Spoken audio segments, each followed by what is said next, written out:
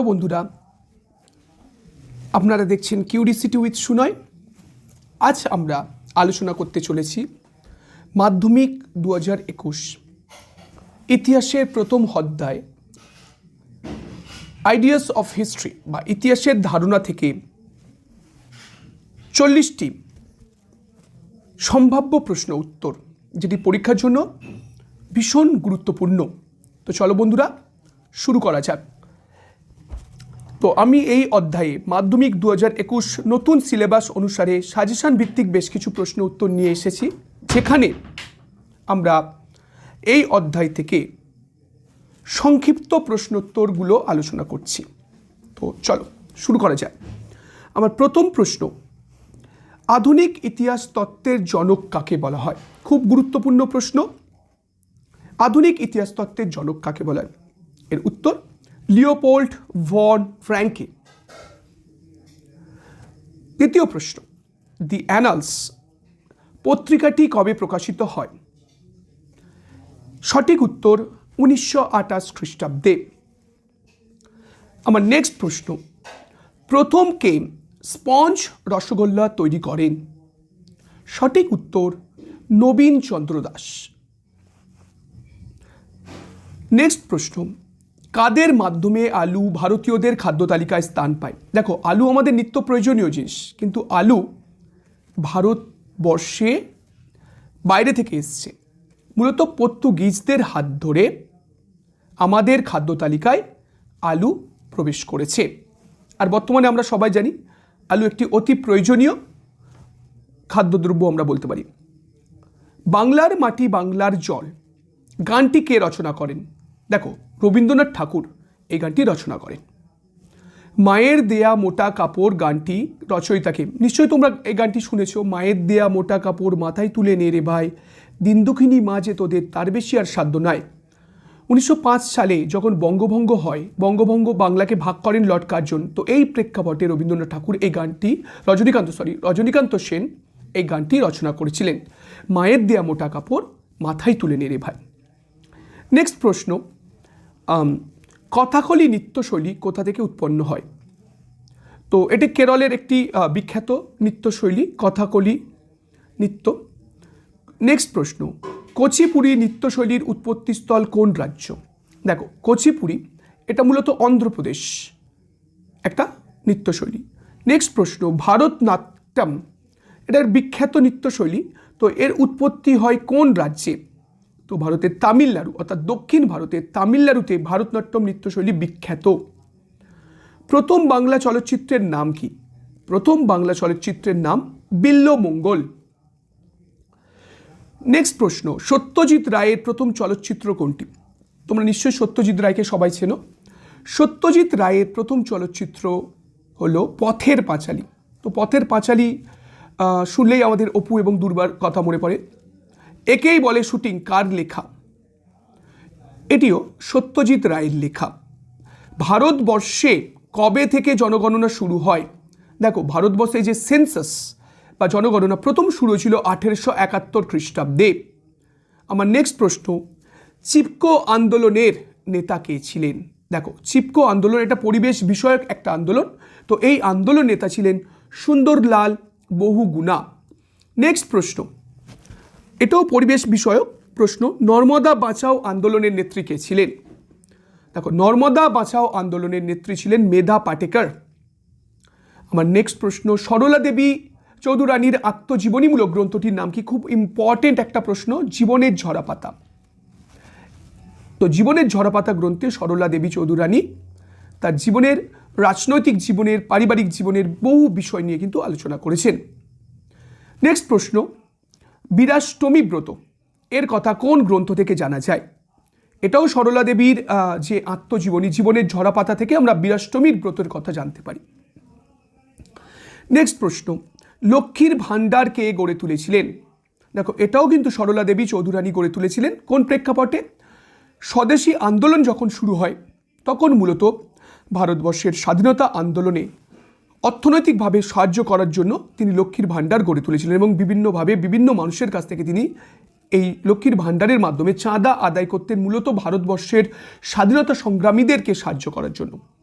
Next প্রশ্ন, ইন্দিরা গান্ধীকে লেখা জওহরলাল নেহরুর চিঠিপত্রের হিন্দি অনুবাদ কে করেছিলেন? দেখো, ইন্দিরা গান্ধী তার কন্যা ইন্দিরা গান্ধীকে জওহরলাল নেহরু চিঠি লিখেছিলেন এবং সেই চিঠির হিন্দি অনুবাদ করেছিলেন কিন্তু মুন্সি প্রেমচাঁদ।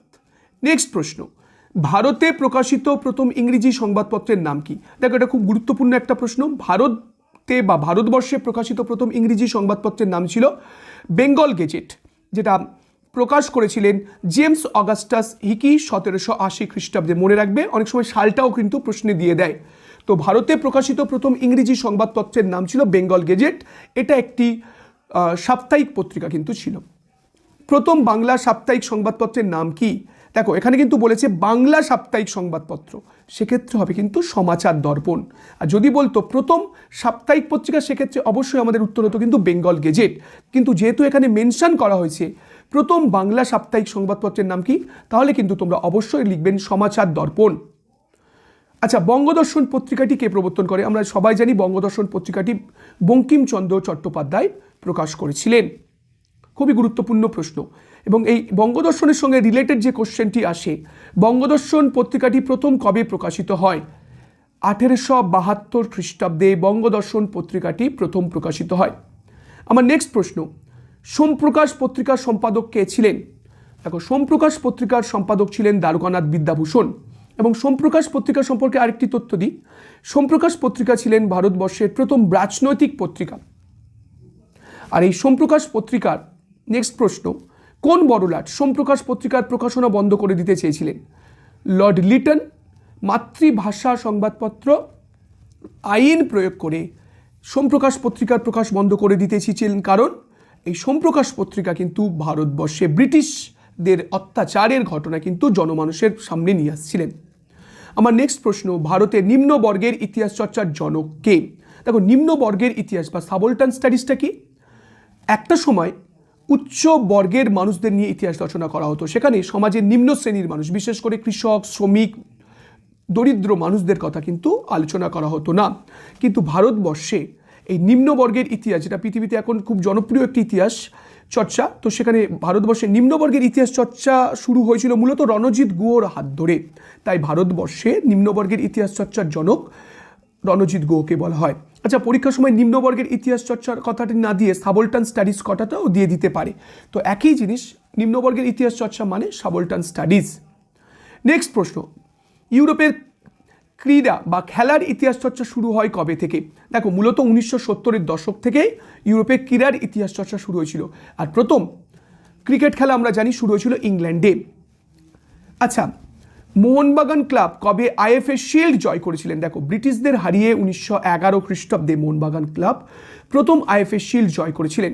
আমার নেক্সট প্রশ্ন, দাদা সাহেব ফালকে পুরস্কার কোন বিষয়ের সঙ্গে যুক্ত? দেখো, দাদা সাহেব ফালকে পুরস্কার ভারতবর্ষের চলচ্চিত্রের সঙ্গে যুক্ত একটা পুরস্কার। এটা হচ্ছে চলচ্চিত্রের সবচেয়ে বড় পুরস্কার, দাদা সাহেব ফালকে পুরস্কার ভারতের ক্ষেত্রে।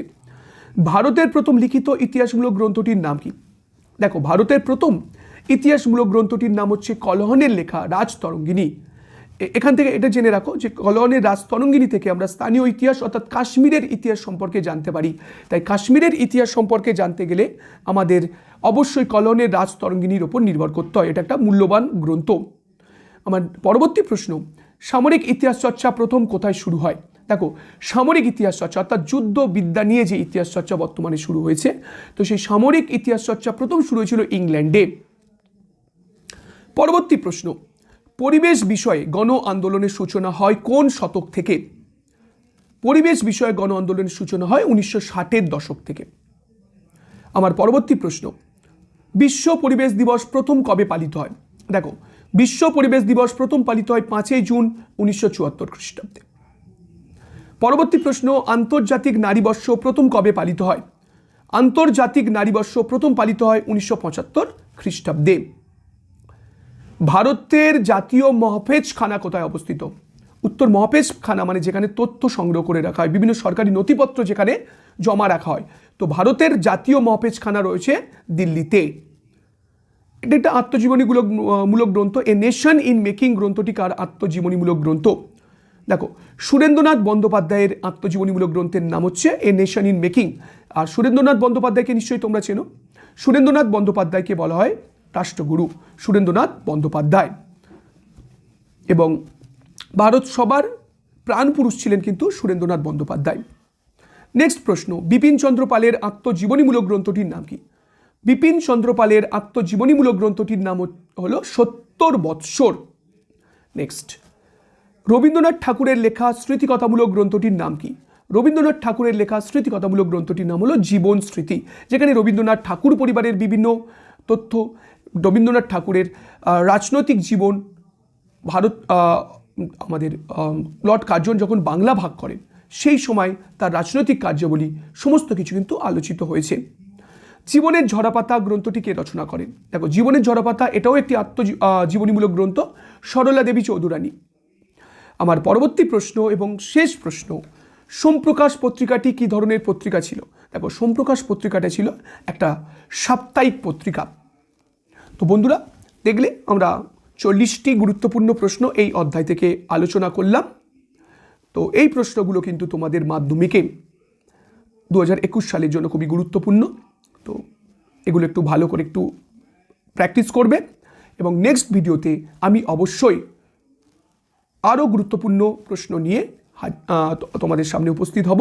তো অবশ্যই আমার চ্যানেলটি দেখতে থাকো, প্লিজ সাবস্ক্রাইব করো আমার চ্যানেল। এই ধরনের সমস্ত গুরুত্বপূর্ণ প্রশ্ন আমি তোমাদের সাথে আলোচনা করব। তো